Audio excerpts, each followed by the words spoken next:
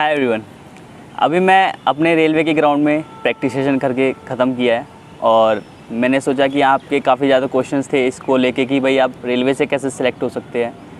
तो आज उसके ऊपर हम बात करेंगे और मैं आपको बताऊंगा कि आप क्या प्रोसेस होता है रेलवे से खेलने के लिए और कैसे आप सेलेक्ट हो सकते हैं, कैसे आप अंडर-23 या फिर रणजी ट्रॉफ़ी रेलवे से खेल सकते हैं।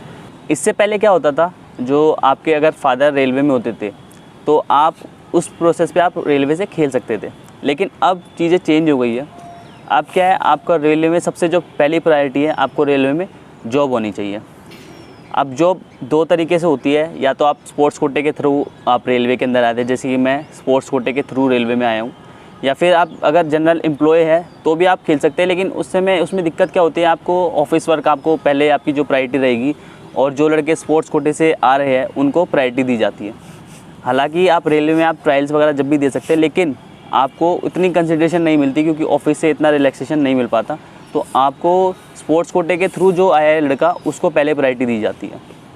आप स्पोर्ट्स कोटे के थ्रू कैसे आते हैं, आप अपने स्टेट के लिए खेलते हैं और जब स्टेट में ऑल इंडियन यूनिवर्सिटी या फिर आप स्टेट के जो BCCI के हमारे CK नायडू ट्रॉफ़ी होती है और आपके रणजी ट्रॉफ़ी लेवल के टूर्नामेंट्स होते हैं या अंडर-19 के जो टूर्नामेंट्स होते हैं, अगर आपकी उसमें पोजीशन है या फिर आप क्वार्टर फाइनल सेमीफाइनल खेली आपकी टीम, तो आप रेलवे पे जब वैकेंसी निकलेगी तो आप अपना अप्लाई करेंगे एंड आप अपना जो आपकी एप्लीकेशन है वो भेजेंगे। उसके बाद रेलवे की तरफ से प्रोसेस होता है कि वो पूरे एप्लीकेशंस देखते हैं, फिर शॉर्टलिस्ट करते हैं और फिर आपको कॉल जाता है कि आपको ट्रायल्स के लिए बुलाया जाता है। फिर आप ट्रायल्स पे जाएंगे, वहाँ पर आपको ट्रायल लिए जाते हैं, फिर वहाँ पर सिलेक्शन होती है, फिर उसके बाद आपको शॉर्टलिस्ट करके जो भी लड़के उनको सिलेक्ट करने होते हैं वो सिलेक्ट करते हैं।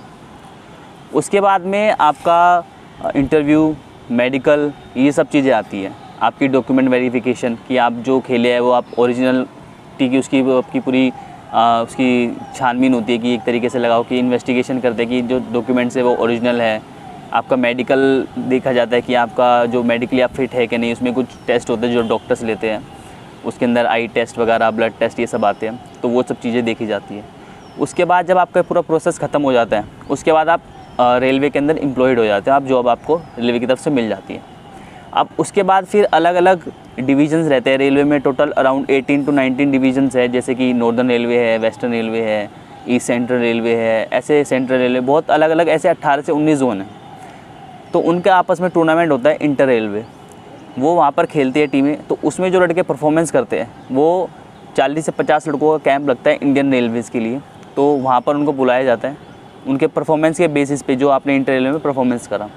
उसके बाद फिर वहाँ पर जाते हैं, ट्रायल्स होते हैं, वहाँ पर कैंप लगता है, पूरा ट्रायल्स प्रोसेस होता है, ट्रायल मैचेस होते हैं। वहाँ पर जो लड़के अच्छा करते हैं फिर वो इंडियन रेलवे की रणजी ट्रॉफ़ी टीम या फिर अंडर-23 में जो भी एज ग्रुप है उसके अंदर आते हैं और सिलेक्ट होते हैं। और फिर वहाँ पे वो नॉर्मल जो हमारा जो टूर्नामेंट होते हैं BCCI के, वो सब खेलते हैं। पहले रेलवेज़ में अंडर-19 भी होता था, लेकिन अब वो बंद हो चुका है। अब रेलवेज़ में सिर्फ अंडर-23 और रणजी ट्रॉफ़ी लेवल पे ही लड़के सेलेक्ट होते हैं और जो रेलवेज़ की टीम है वो खेलती है। तो इस चीज़ का जरूर ध्यान रखें, अंडर-19 से के टूर्नामेंट उसमें नहीं होते। हालांकि अगर आप 19+ है तो आप जॉब के लिए अप्लाई कर सकते हैं, उसमें कोई दिक्कत नहीं है। और अगर आप नॉर्मल एम्प्लॉय है, नॉर्मल जो वैकेंसीज़ निकलती है, जो स्टडीज़ के थ्रू आते हैं लड़के, आप तब भी है, लेकिन उसमें क्या है, आपको ऑफिस की हमेशा प्रायोरिटी रखनी पड़ेगी। आपको ऑफिस से जो ऑफिशियल वर्क है वो ज़्यादा ध्यान रखना पड़ता है। आपको आपके ऊपर स्पोर्ट्स कोटे का जो लड़का है उसको ज़्यादा तरजीह दी जाती है, तो उस चीज़ का ज़रूर आप ध्यान रखें। हालांकि सबसे जो इम्पोर्टेंट बात है, आपका जो रेलवे में जॉब आना बहुत ज़रूरी है। तो ऐसे ही मैं सोचा कि आपको एक वीडियो बनाई जाए इस चीज़ के ऊपर और आपको मैं बता सकूं क्या प्रोसेस होता है। तो ये एक proper step by step process होता है रेलवे से आप कैसे सिलेक्ट हो सकते हैं। तो हमेशा याद रखें, सबसे पहले जो प्रायोरिटी है वो जॉब होनी चाहिए, उसके बाद ही सब चीज़ें आती हैं। ऐसी वीडियो के लिए चैनल पर बने रहे और सब्सक्राइब ज़रूर करें। Thank you so much.